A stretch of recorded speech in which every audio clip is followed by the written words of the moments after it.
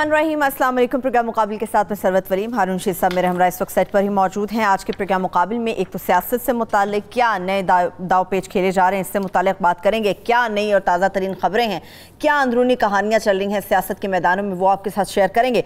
मगर इसके साथ साथ कोरोना के हवाले से, लॉकडाउन के हवाले से खुस तौर पर गुफ्तगू करेंगे आगाज़ पर ही कि कोरोना को रोकने के लिए हुकूमत ने बहुत सारे इनिशिएटिव्स लिए। अब कहा जा रहा है कि जी लॉकडाउन में नरमी भी की जाएगी और अभी नोटिफिकेशन भी जारी कर दिया गया है कि 4 दिन तो छोटी दुकानें और मार्केटें खुलेंगी, मगर 3 दिन मुकम्मल लॉकडाउन रहेगा।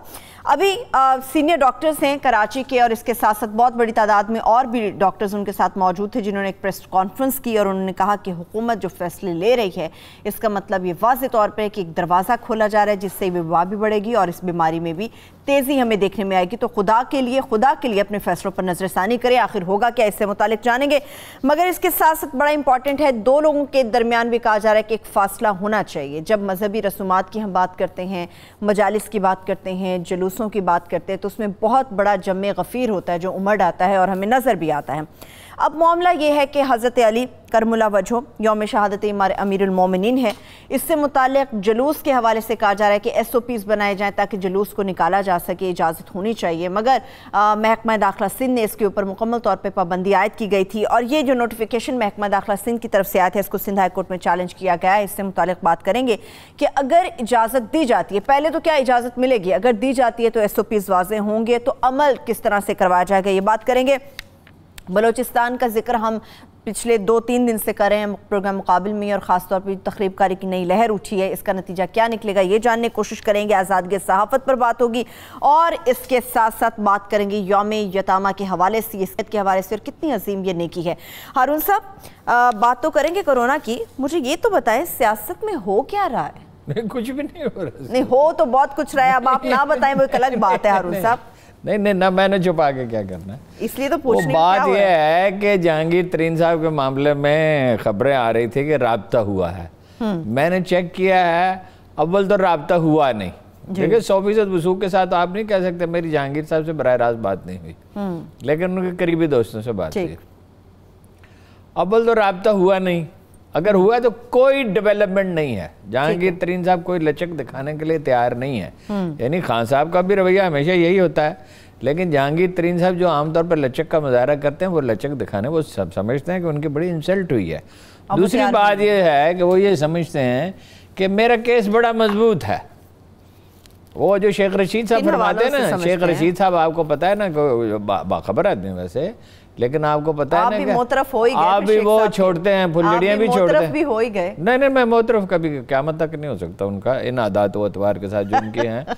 यानी रेलवे हेडक्वार्टर आएंगे, रेलवे पे 5 मिनट भी गुफ्तगू नहीं करेंगे, 1 घंटा सियासत पे करेंगे। ये कोई सियासतदान है, सियासतदान है तो सियासतदान को अगर खाना पकाना हो तो वो कहेगा मैं खाना नहीं पकाऊंगा, मैं सियासत करूंगा। नहीं, कोई सियासतदान का ये मतलब नहीं है। आदमी की जो जिम्मेदारी होती है वो मेरी पहली जिम्मेदारी है ये प्रोग्राम करना। मैं इसमें आपको शेर सुना के चला जाऊं और करंट इश्यूज पे मेरा कोई नॉलेज ही ना, तो रेलवे उनकी जिम्मेदारी है, उसमें क्या काम किया, कितना किया, उन्हें बताना चाहिए। मैं ये नहीं कह रहा कि कुछ नहीं किया, this is not my point. तो वो शेख रशीद साहब तो वो देखना पब्लिक सिंपैथी हासिल करने के लिए और सस्ती शोहरत के लिए कुछ भी कर सकते हैं। वो इसलिए मुतमईन है, वो समझते हैं मैंने कोई ऐसा काम ही नहीं किया कि रिपोर्ट आएगी। उनके दोस्त ये कहते हैं, जहांगीर साहब कहते हैं आया रिपोर्ट आए ना, तो पता चल जाएगा मैंने क्या किया है। मैंने तो अफगानिस्तान चीनी नहीं भेजी, मैंने तो जो चीनी बाहर भेजी है जिसकी हुकूमत ने इजाज़त दी और हुकूमत ने सब्सिडी दी, तो वो स्टेट बैंक के और नेशनल बैंक के और फलां बैंक के और फलां बैंक के कागजात मेरे पास सब पूरे हैं। देखिए जो नुकसान उन्हें होना था वो हो चुका है। एक तो उन पर पाबंदी बहुत पहले सुप्रीम कोर्ट ने लगा दी, वो अलग बहस है। इसके बाद इमरान खान साहब जितना उन्हें डैमेज कर सकते तो उन्हें कर दिया सोचे समझे बगैर। क्योंकि इमरान खान साहब नताइज व वाक़िब के बारे में ज़्यादा गौर नहीं करते। सियासत में वो शायद अफरीदी हैं, टुल्ला लग गया ठीक है, टुल्ला नहीं लगा विकेट उड़ गई तो कोई बात नहीं। अफरीदी साहब भी बड़े मशहूर हैं, लाला भी बड़ा मशहूर है, आला बड़ा पॉपुलर है, दोनों पॉपुलर दोनों। शायद अफरीदी भी पॉपुलर है, मगर 20 साल क्रिकेट खेटी, मगर उसके आदाब जो उसूल जो सदियों से चले आते थे उनकी कोई परवाह नहीं की और कामयाबी हो गए। मुझे बड़े पसंद है और कामयाब होंगे, पसंद बहुत से लोगों को पसंद है, मगर अगर आदाब व उसूल की कोई परवाह नहीं की तो ना चाहिए वो अरसे से कहीं ना रंज बना सकते हैं, विकेट शिकेट कभी ले लेते हैं। इमरान खान साहब भी शायद अफरीदी हैं पॉलिटिक्स के, ठीक है, اس میں تو آؤٹ ہونے کا خطرہ ہوتا ہے نا.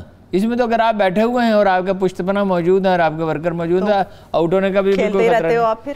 یہی انہوں نے چودھریوں کے معاملے میں عقل مندی کا مظاہرہ کیا ہے.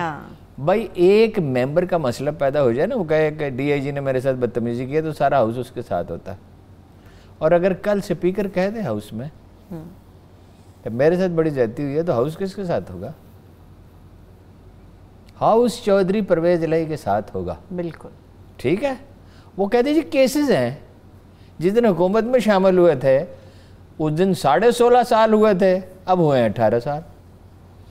اگر 16.5 سال بعد کیس نہیں کھل سکتا تھا تو 18 سال بعد کیسے کھل سکتا ہے؟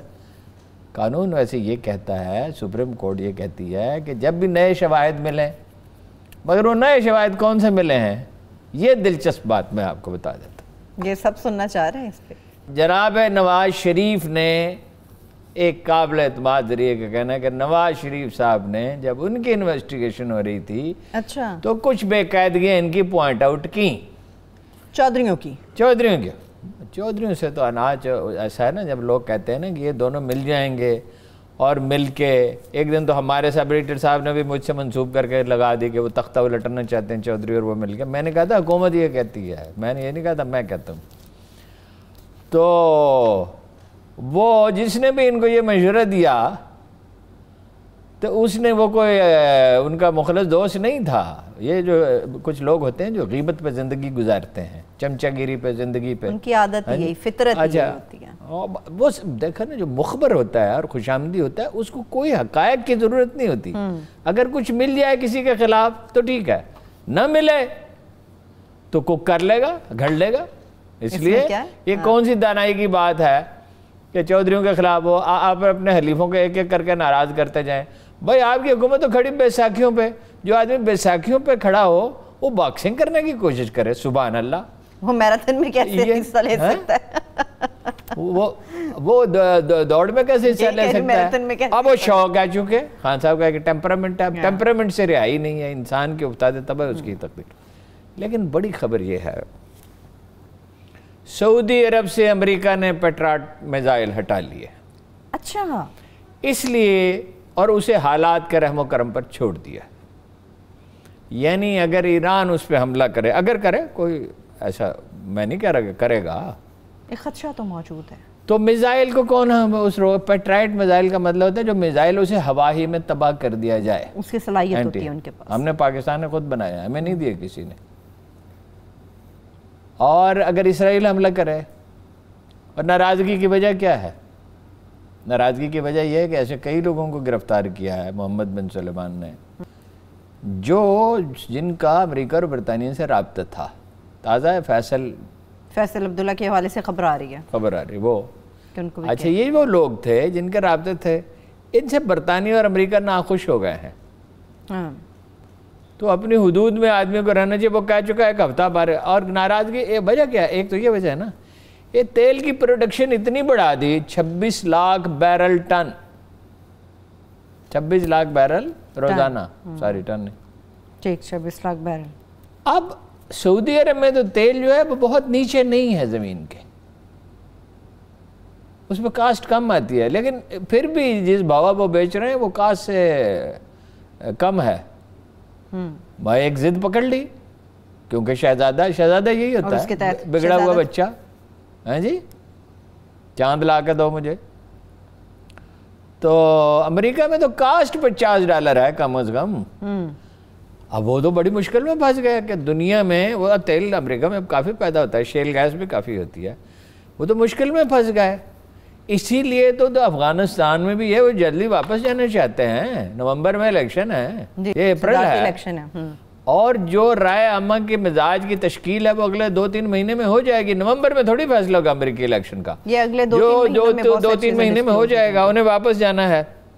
اسی لیے وہ ظلم خلیلزاد بھاگتے ہوئے آئے, انڈیا بھی گئے ہیں, ان کو بھی سمجھانے کی کوشش کی ہے, پاکستان بھی, اور مختلف لوگوں سے ملے ہیں, اور انڈیا ان کی سرپرستی پہ تلا ہوا ہے. اشرف غنی کی امریکہ نہیں کر سکا مدد, یہ کر لیں گے. جو کام ان سے نہیں ہو سکا, رستم زمان سے نہیں ہو سکا, وہ مودی صاحب کر لیں گے.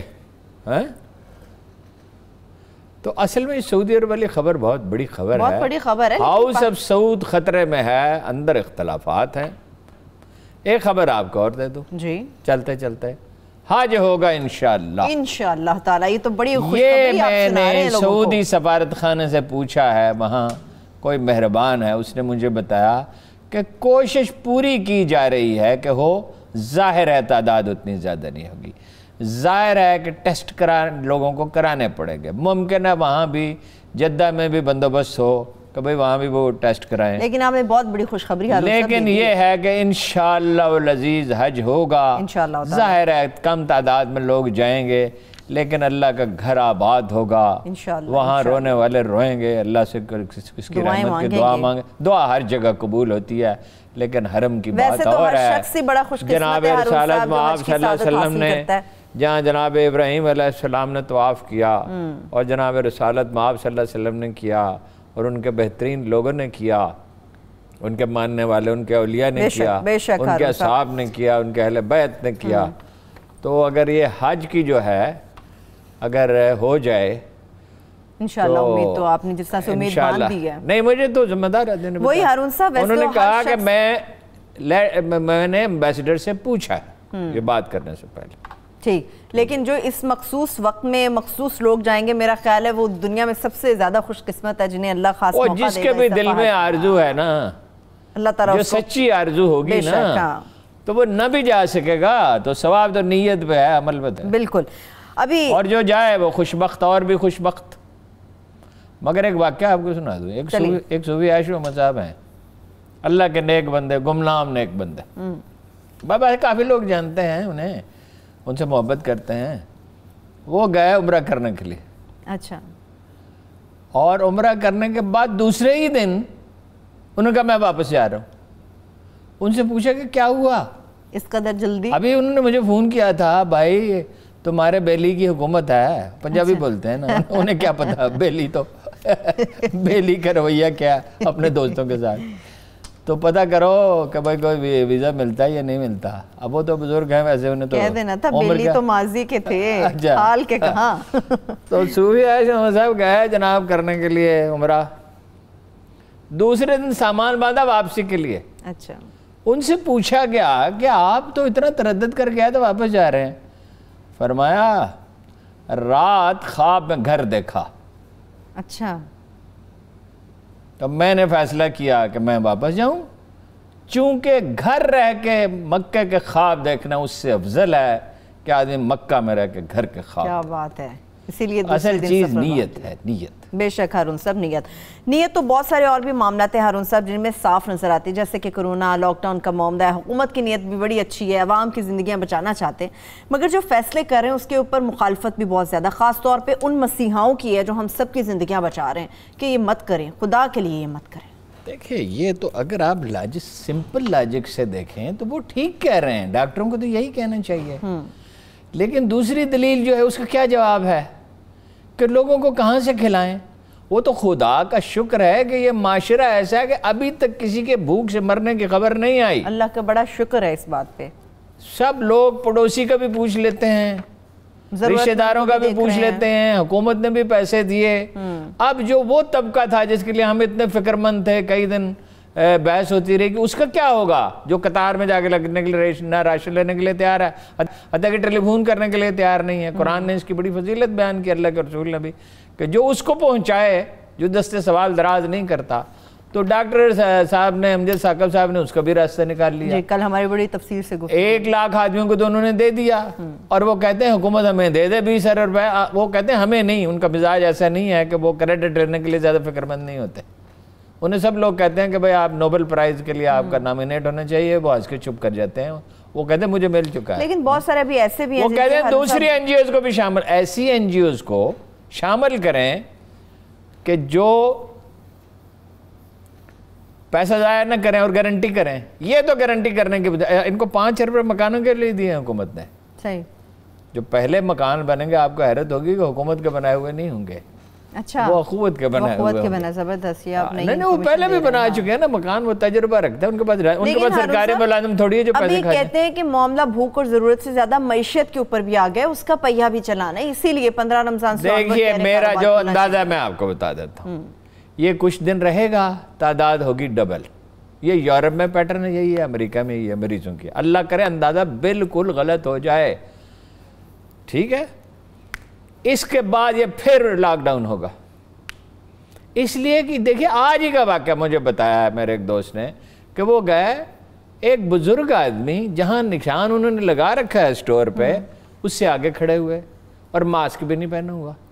और दुकानदार इस पोजीशन में नहीं है कि अपने गाहक से कहे कि मैं नहीं देता सौदा सामान।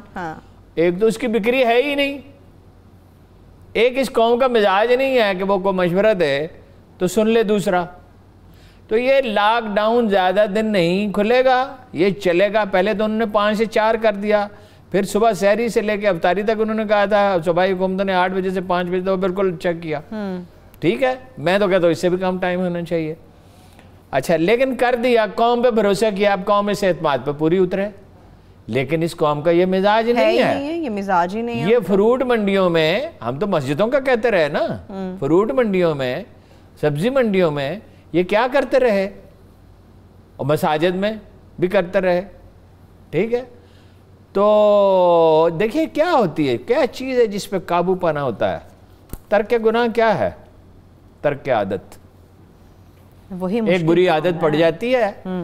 अब इन घुल मिल के रहने में कोई बुराई नहीं है, मगर इस वक्त घुल मिल के रहना गुनाह है, गुनाह है कबीरा, खुदकुशी है।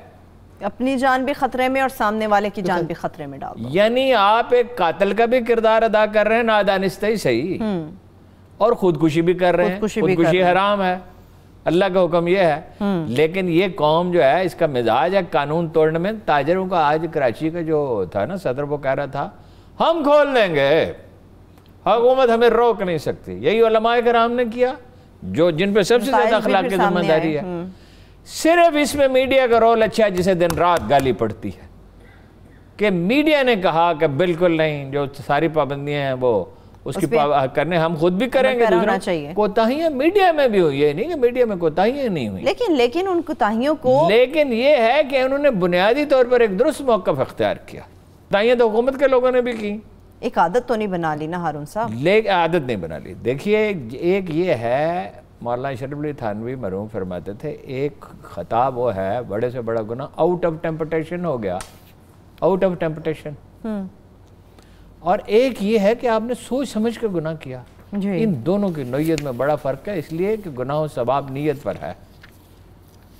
ठीक है ना?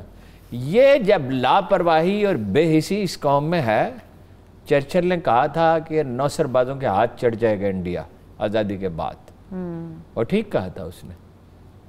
लेकिन ये आपका क्या ख्याल है, इंडिया और पाकिस्तान की और बांग्लादेश की हुकूमतें ये रेलवे लाइनें बिछा सकते थे, ये नहरी निज़ाम बना सकते थे? कभी भी नहीं बना सकते थे। नवाज शरीफ साहब के पास होते $300 बिलियन नहरी निज़ाम बिछाने के लिए, बिछा देते।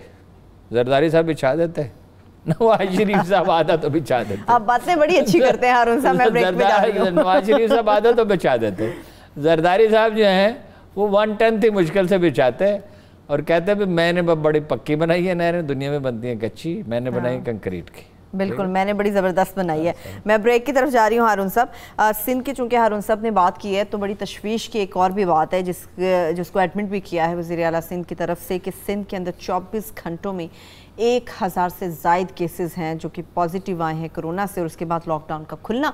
इसके साथ साथ रिलीजियस गैदरिंग्स, उनके हवाले से भी सिंध में महकमा दाखिला सिंध की तरफ से एक नोटिफिकेशन जारी किया गया था कि इसके ऊपर पाबंदी होनी चाहिए। वो चैलेंज तो हो गया है, मगर ये रिलीजियस गैदरिंग्स होनी चाहिए या नहीं होनी चाहिए, ये SOPs बनने चाहिए, इनका लाहे अमल क्या होना चाहिए और किस तरह से इन पे अमल किया जाएगा। छोटे से ब्रेक से वापस आके इस पर तफसील से बात करेंगे। हमारे साथ रहिए।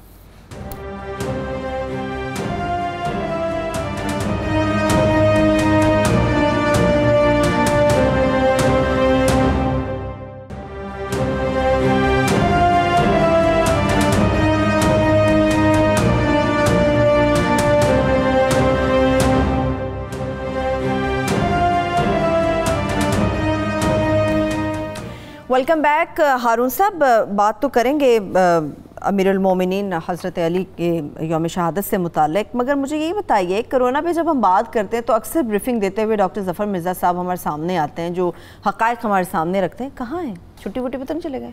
कौन सी छुट्टी? छुट्टी होगी तो मुकम्मल छुट्टी होगी। क्या मतलब नहीं, वो कल रिकॉर्डिंग कराई थी उन्होंने पीटीवी के लिए, मगर वो नशर नहीं की गई।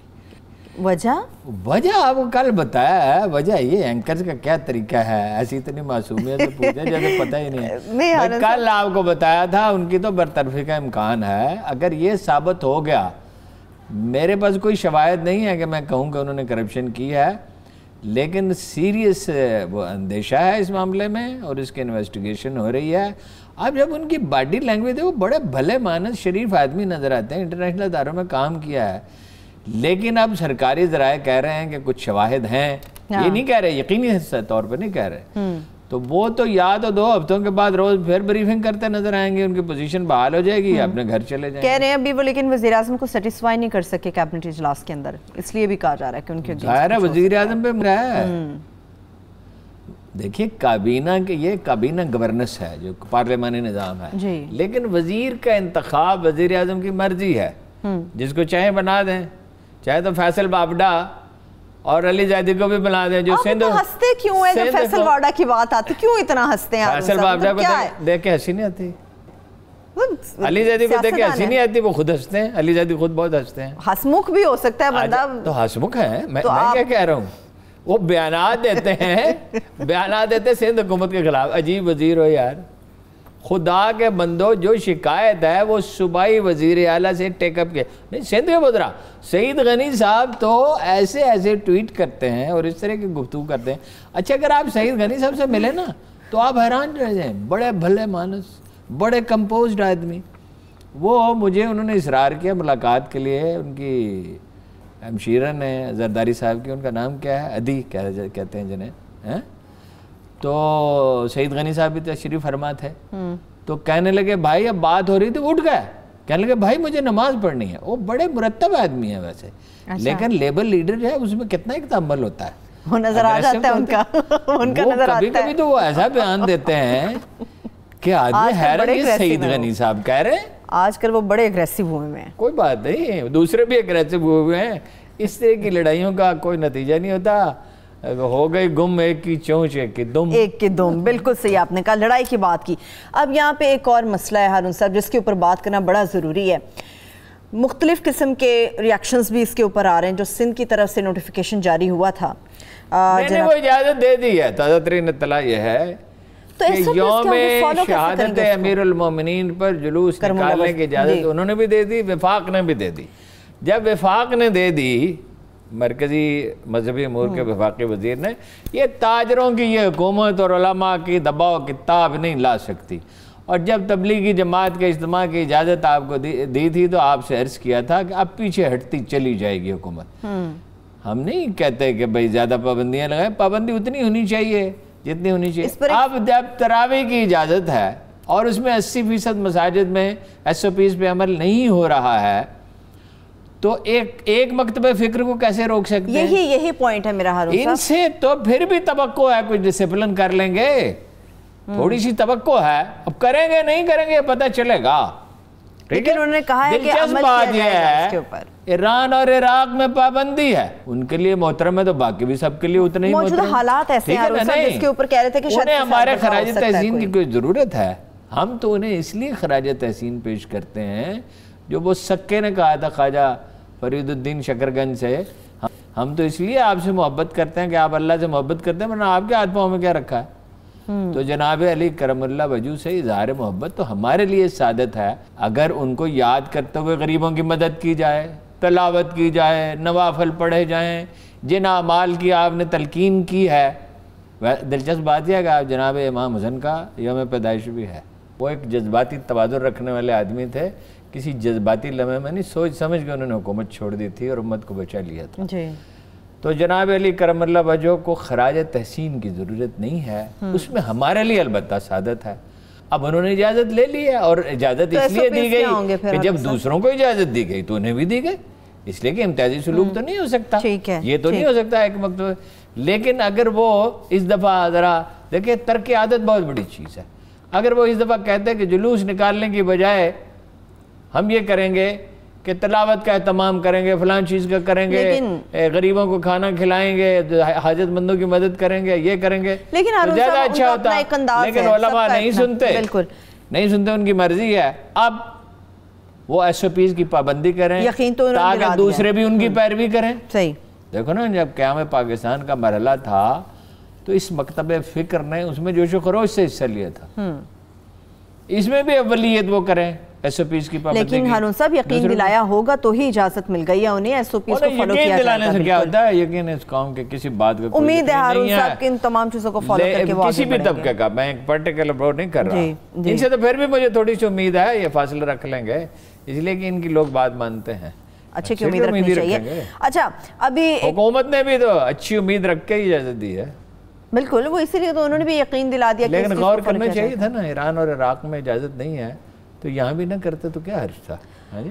ہارون صاحب، ہر زمین کے ایک الگ حالات ہوتے ہیں، ہر ملک کے ایک الگ حالات کوئی نہیں، عادتیں خراب ہیں. ایران اور عراق میں لوگ ڈسپلن کی پابندی کر سکتے ہیں، ہم نہیں کر سکتے. ٹھیک ہے. ابھی ہارون صاحب آپ کی نظر سے کلپ گزرا ہوگا، شاید آپ کی نظر سے گزرا ہو. بلوچستان سے متعلق میں بات کر رہی ہوں. سابق بھارتی میجر ہیں گرو آریہ. جی، نظر سے نہیں گزرا، میں نے اسے بہت غور سے سنا ہے. جو فرما رہے ہیں اس کو بھی سنا ہے. نفرت اور حقارت اور غصہ اور رنج ہے، وہ 7 صدیوں کی مسلمانوں کی حکومت جو ہے وہ اس کے بعد کا غصہ اور رنج اور نفرت ہے. اور جن لوگوں میں رنج اور نفرت اور غصہ ہوتا ہے انگریزوں کے خلاف نہیں ہے. وہ سینما میں ایک آدمی بیٹھا تھا بہت اونچے سے قد کا، اس کے سامنے بیٹھا تھا ایک ٹھگنا، تو وہ ادھر ڈسٹرب ہوا اس کے ہلنے جلنے سے.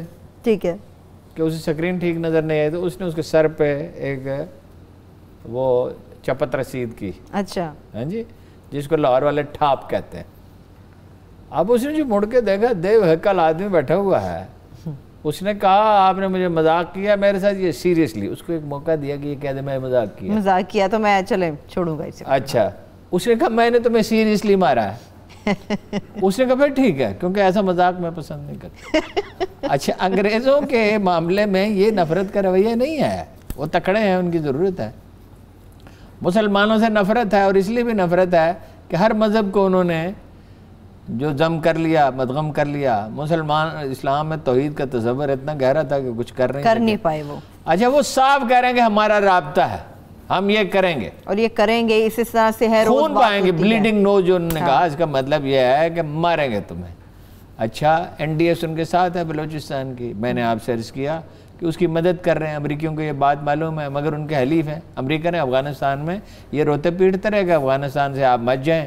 بھائی ان کی اپنی ضرورتیں ہیں. اب کرونا کے بعد تو ٹھہرنا اور بھی مشکل ہے. اب تو وہاں جو امریکی ہیں وہ دوہرے عذاب میں ہے نا. امریکی سولجر اچھا لڑائی لڑنے والا نہیں ہوتا. ایک دفعہ پاکستان کی سرحد کے قریب ایک میسج ملا پاکستانیوں کو کہ ہمیں بچاؤ، تو 4 امریکی فوجیوں کو بچایا گیا جو سر سے پاؤں تک لوہے میں غرق تھے. اگر گولی لگتی بھی تو ان کو کچھ بگاڑ نہیں سکتی تھی. اور اوپر سے کرونا. امریکی کہاں تھا؟ پانی نہیں پیتا افغانستان کا. افغانستان میں ہزاروں برس سے لوگ پانی پی رہے ہیں، زندہ سلامت ہیں، اور فلٹر لگا دیے تو پانی کو کیا ہوتا ہے؟ پانی کو تو ایک فلٹر کی ضرورت، پانی باہر سے آتا ہے. یہ ان بیچاروں کی حالت ہے. انہوں نے کیا جنگ لڑنی ہے، وہ جا رہے ہیں. میری خواہش ہے، آپ کو عجیب لگے گی، کہ انڈیا وہاں فوج اتار دے، 2-4 ڈویژن فوج بھیج دے، اور ایک دفعہ وہ تماشا دیکھ لے جو 1000 برس پہلے انہوں نے دیکھا تھا. اور اس پہاڑی کے سلسلے کا نام ہی کو ہندو کش ہو گیا تا. اس کی وجہ بھی انہیں پتا ہے کہ کیا ہوا تھا ان کے ساتھ، جس کی وجہ سے اس پہاڑی سلسلے کا. تو وہ اس کو تھپکی دے رہے ہیں. بھائی آپ کیا تھپکی دیں گے؟ اشرف غنی کو آپ کی تھپکی، اس کے پاس کوئی فوج ہے؟ $2 بلین کے $3 بلین کہاں سے آئیں گے فوج کے لیے؟ اور قبائلی معاشرہ ہے. اس کو کیا اس کا نام تھا، جنرل، عجیب سا نام تھا، ذہن سے اتر جاتا ہے. جنرل کیا نہیں اس کو سمجھاتے رہے فوج نہیں بن سکتی. $8 بلین چاہیے ایک قبائلی معاشرے کی فوج کو. قومی فوج بنانے کے لیے طویل عرصہ چاہیے. 2-3 ہو جائے گی فوج رفتہ رفتہ. اور ان کی وفاداری قبائل سے زیادہ ہے. مثلا شمال والوں کے ساتھ ہے، ہزارہ جات والوں کے ساتھ ہے. اور شمال کے لوگ زیادہ ہیں، آبادی پشتون زیادہ ہے. صحیح. تو انڈیا ان کی کیا مدد کرے گا؟ لیکن ہارون صاحب، قریشی صاحب ابھی آپ کل کہہ رہے تھے کہ بڑے وہ اس قابل ہی نہیں ہے کہ وزیر خارجہ ہوں، مگر قریشی صاحب کہہ رہے ہیں کہ جو بلوچستان کے اندر بیرونی مداخلت ہونے کا خدشہ اور ہو بھی رہی ہے تو اس پہ قومی اتفاقی رائے ہونا چاہیے. اگر وہ چاہیں تو وہ کوئٹہ جا سکتے ہیں، ورنہ میں دعوت دیتا ہوں کہ وزارت خارجہ آ جائیں، بیٹھ کے بات کرتے ہیں اس کے اوپر. نہیں، بات کرنے میں تو دیکھیے نا، ویسے اس میں اصل مجرم جو ہے نا پاکستان کے معاملے میں وہ انٹیلیجنشیا، میں نام نہیں لوں گا لیکن سب جانتے، کوئی ہیومن رائٹس کمیشن میں بیٹھا ہوا ہے، کوئی بات انگریزی اخباروں میں لکھ رہا ہے. یہی پوائنٹ ہے ہارون صاحب. اس میجر نے یہ بھی کہا ہے کہ چند روز پہلے یہ جو ابھی کل ہم ذکر کر رہے تھے بلوچستان کی ضلع کیچ کے علاقے بلیدہ کے حوالے سے، تو انہوں نے کہا پہلے بھی پیشگوئی کی تھی وہاں اٹیک ہوگا، اور دیکھیں ہو گیا. وہ دیکھیں محدود حد میں کر سکتے ہیں. اب وہ پاکستان آرمی نے خندق کھود لی، خاردار تار لگ رہی ہے جو مکمل ہونے والی ہے. بیچ میں تو کئی جگہ پہاڑ ہے نا، پوری 24 کلومیٹر کی تھوڑی لگانی ہے. ہر 500 گز کے فاصلے پہ ایک چوکی بھی بنے گی اور پیٹرولنگ بھی ہوگی. تو اب وہ بہت محدود کر سکتے ہیں. ویسے عجیب قوم ہے، 30 لاکھ افغانوں کو ہم نے یہاں پناہ دیا، اس کا یہ صلاح ہمیں مل رہا ہے، انہیں کھلایا پلایا، ان کا خیال رکھا. دنیا کی کوئی قوم، اب ترکی واحد مثال ہے جو اتنے مہاجروں کو سنبھال رہا ہے.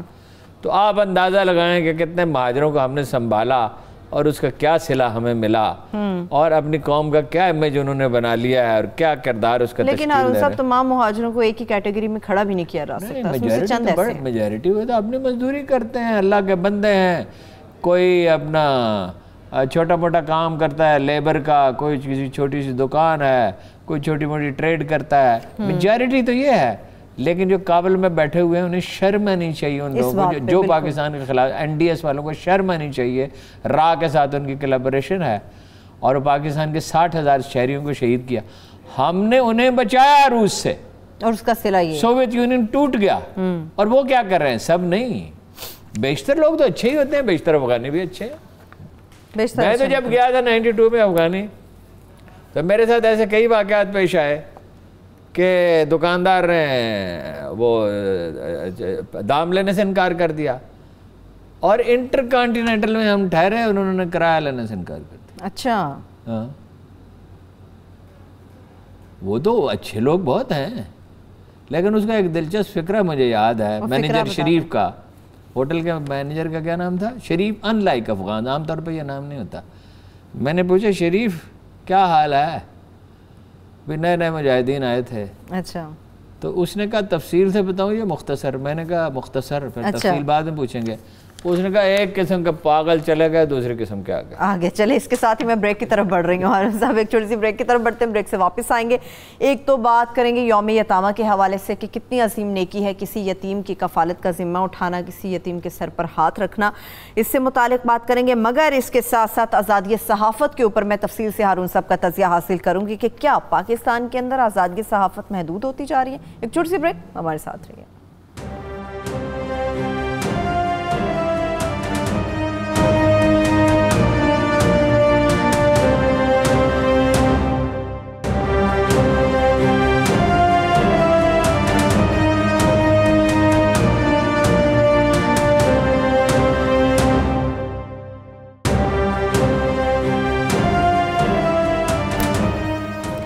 Welcome back. ہارون صاحب، یوم یتامہ پہ بات ہوگی، مگر میں چاہ رہی تھی آزادی صحافت پر کچھ آپ کا تجزیہ حاصل کیا جائے.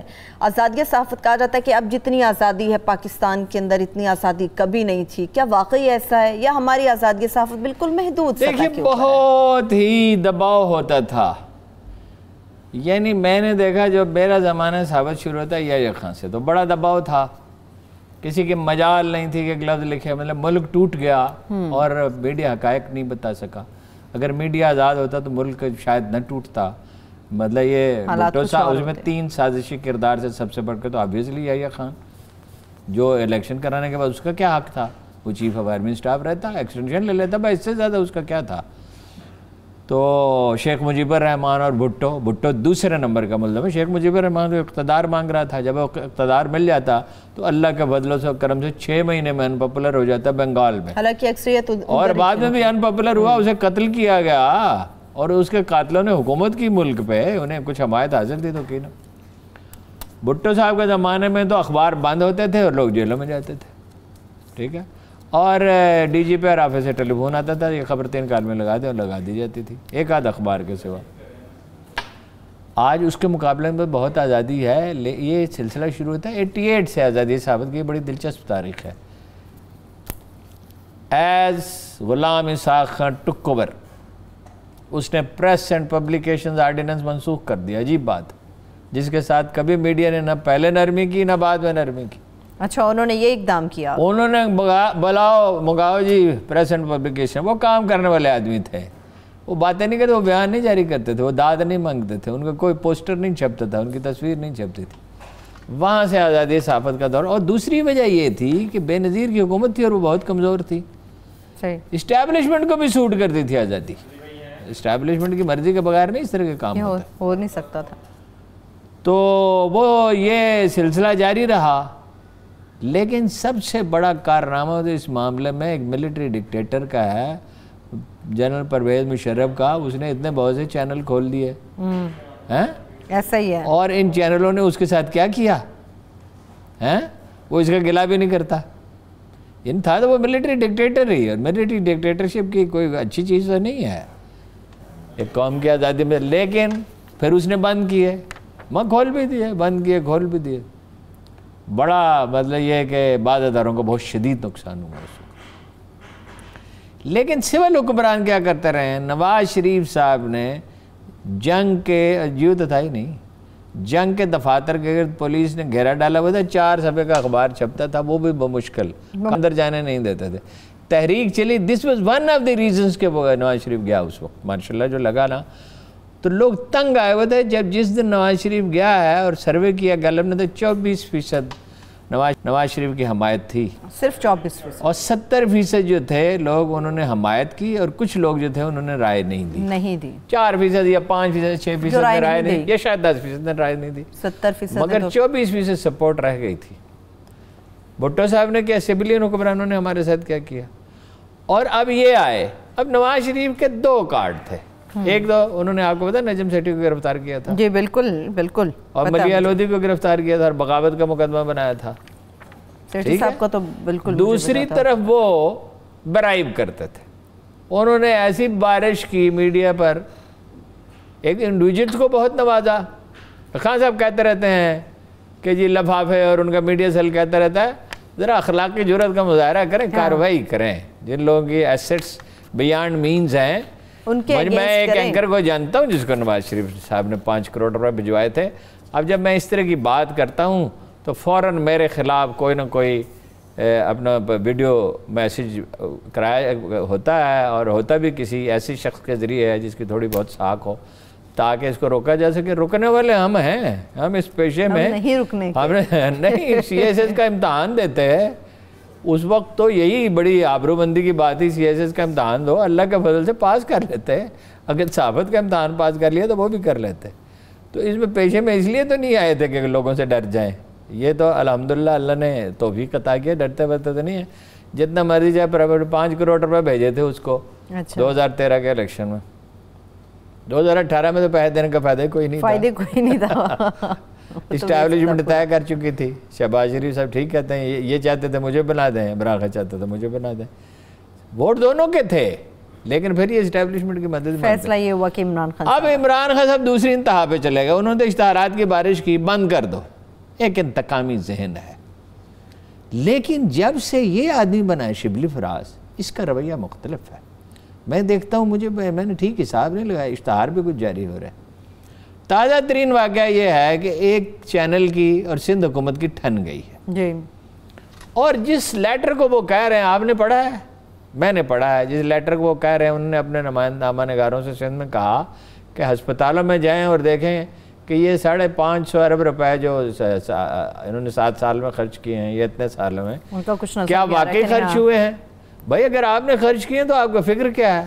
مگر سعید غنی صاحب کو آپ جانتے ہیں، جب وہ غصے میں آئے، جب وہ ڈنڈا لے کے کھڑے ہو گئے اور یہ سلسلہ شروع کیا، بیماری کی بات جب سے لیکن ہوگا کیا؟ ہاں چلو اللہ نے صحت دی، بہت اچھی بات ہے۔ اب ہوگا کیا؟ کچھ عرصے کے بعد ان کی صلح ہو جائے گی۔ سندھ حکومت اس پوزیشن میں نہیں ہے۔ وہ میڈیا، مشاہد حسین سید صاحب کہتے ہیں عدالتوں سے اور میڈیا سے نہیں لڑنا چاہیے، ٹھیک ہے نا. تو جو میڈیا سے لڑتا ہے, میڈیا اگر ایک دن اس کا قرض نہیں چکا سکتا تو پھر آنے والے وقت میں چکا دیتا ہے. میڈیا کی یادداشت ہاتھی کی یادداشت کی طرح ہوتی ہے, اونٹ کی یادداشت کی طرح ہوتی ہے, کبھی بھولتا نہیں ہے. تو متوازن رویہ بہتر ہے. اچھا, اس کا مطلب یہ نہیں کہ میڈیا ٹھیک ہے, نہیں, میڈیا میں سنسنی پسند لوگ ہیں, 100% نہیں کہا جا سکتا. میڈیا میں لوگ غلط خبریں دیتے ہیں, میڈیا میں لوگ پارٹیوں کے لیے کام کرتے ہیں, مریم کے لیے کام کرتے ہیں, پیپلز پارٹی کے لیے کام کرتے ہیں, پی ٹی آئی کے لیے کام کرتے ہیں.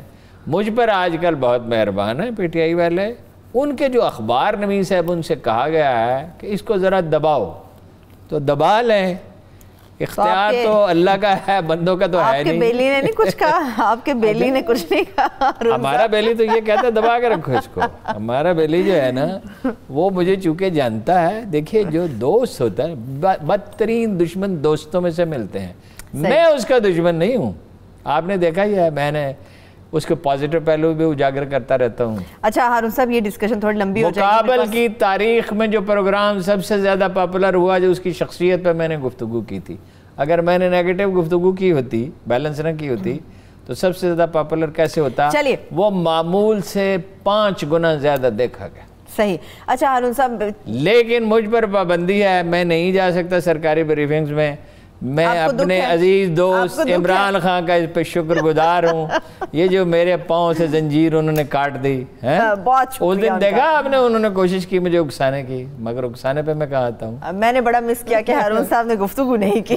اچھا ہارون صاحب, لاسٹ 3 منٹ سے میں چاہ رہی تھی یوم یتامہ کے حوالے سے تھوڑا لوگوں میں ایک اویئرنیس بھی, اور بتایا بھی آپ کے آج کا دن کتنا زیادہ امپورٹنٹ. دیکھیے, جس فضا میں جناب رسالت مآب تشریف لائے تھے صلی اللہ علیہ وسلم, اس میں بچیوں کو دفن کر دیا جاتا تھا.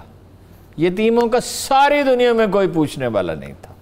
جناب رسالت مآب یعنی جو پیغمبران عظام گزرے, وہ تو ظاہر ہے ہوں گے, اور ان کے ارد گرد جو لوگ تھے, جناب عیسیٰ علیہ السلام اور ان کے فدائین, اور جناب موسیٰ اور ان کے ساتھی, قریب کچھ لوگ ہوں گے. لیکن اسلام نے اس کو پہلی دفعہ انسٹیٹیوشنلائز کیا, اور اتنی توجہ جناب رسالت, اتنی قرآن میں آیات ہیں, اتنی احادیث ہیں, وقت ہوتا تو میں سب بیان کرتا. مطلب یہ ہے, رسول اللہ نے فرمایا کہ یتیم کے سر پہ ہاتھ رکھو, اس کے جتنے بال ہیں اتنی نیکیاں. ذرا تصور کیجئے کتنا اجر ہے. یعنی قرآن کریم کا ایک حرف آپ پڑھتے ہیں تو اس کی 10 نیکیاں, ٹھیک ہے. اور یتیم کے سر پہ تو لاکھوں بال ہوتے ہیں. اگر محبت سے کسی نے ہاتھ رکھا تو اللہ چاہتا ہے دل نرم ہو. آپ تشریف لے جا رہے تھے عید کے لیے, یتیم بچے کو دیکھا, عید کی نماز اس دن دیر سے ہوئی, اسے لے گئے گھر. جہاں جناب حسن جناب حسین کی عمر کا ہوگا, ان کا کوئی لباس ہوگا پہنا, یا جیسے بھی جناب رسالت میں آپ کسی کام کا ارادہ کریں تو لوگ خود بھاگتے ہوئے چلے آتے تھے کہ کوئی حکم ہے تو ہم انجام دیں. اس کو آج یوم یتامہ ہے, ٹھیک ہے. اور اگر کسی نے ادارہ بنا کے کام کیا ہے 2005 کے زلزلے کے بعد 12,000 یتیموں کو, تو وہ ان کا ادارہ ہے الخدمت والوں کا. تو انہوں نے بھی آج سب اخبار نویسوں سے کہا کہ ہم نے کوشش کر کے ریزولوشن منظور کرایا قومی اسمبلی سے یہ, اور OIC نے ویسے اس کو قرار دیا تھا. تو میں جب سوچ رہا تھا اس پہ تو ایک عجیب خیال میرے ذہن میں آیا, جنت کتنی آسان ہے, حصول جنت کتنا آسان ہے, بہت آسان. خدا نے کتنے بے شمار دروازے کھول کے رکھے ہیں, ہم نے مشکل بنا دیا. کسی کی جان بچا لو, کوئی آدمی بیمار ہے اور مرنے والا ہے, اس کی جان بچا لو, تم جنتی ہو. اپنی آمدن کا کچھ حصہ خیرات کرو, وہ میں تمہیں دنیا میں ہی واپس کر دوں گا بڑھا کے واپس ہوگا. مگر یہ ہے کہ تم پر جنت کا دروازہ کھول دیا جائے گا. قرآن میں لا خوف علیہم ولا هم یحزنون, ایسے آدمی کو خوف اور غم سے آزاد کر دیا جائے گا. بعض علماء کہتے ہیں دنیا ہی میں, اور ہمارا مشاہدہ یہی ہے, دنیا میں سخی میں خوف اور غم نہیں ہوتا, اور اس کی آمدن بڑھتی رہتی ہے, ٹھیک ہے. تو یتیموں کی خدمت جو ہے, اس کو انسٹیٹیوشنلائز کیا اسلام نے. یہ دنیا میں تو آج ہیومن رائٹس, وہ کارٹر تھا پریزیڈنٹ جس نے شروع کیا تھا, تو اسلام نے کیا. یہ جو 12,000 بچے ہیں قوت والے جن کو پال رہے ہیں, تو ان کی ذمہ داری لینی چاہیے. ایک ایک کی لے لیں. 12,000 کیا ہوتا ہے؟ صحیح بالکل. 12,000 آدمی آگے بڑھیں.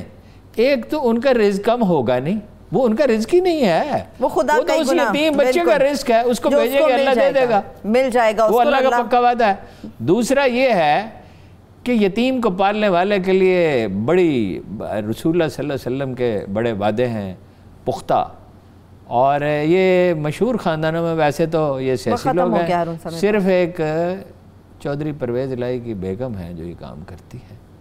اللہ تعالیٰ سب کو توفیق دے کہ یتیموں کے سر پہ ہاتھ رکھے, ان کی کفالت کا ذمہ اٹھائے. ہارون صاحب آپ کا بہت شکریہ, میں دیکھنے والوں کا بہت شکریہ, اپنا بہت سارا خیال رکھیے. اللہ حافظ.